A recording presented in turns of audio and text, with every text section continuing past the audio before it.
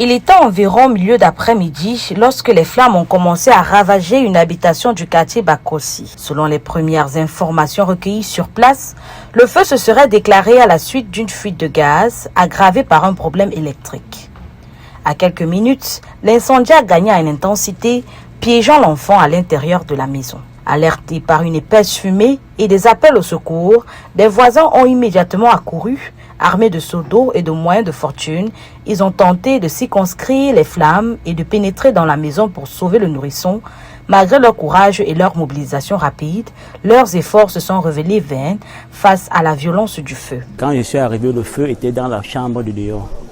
C'est là où on s'est mis à casser pour éviter que le feu n'arrive de l'autre côté. Avant d'arriver, il y avait déjà les gens pour le premier secours. Nous sommes battus comme on pouvait. Un enfant sans défense qui perd la vie dans des flammes aussi énormes. J'ai mal, je ne sais pas quoi je peux dire. Tout simplement que le Seigneur lui ouvre les portes de la félicité céleste. En tant qu'un ange, j'espère qu'il restera auprès des anges. À l'arrivée des secours, l'ampleur des dégâts était déjà considérable. Les autorités administratives et les forces de sécurité se sont rendues sur les lieux pour constater les faits.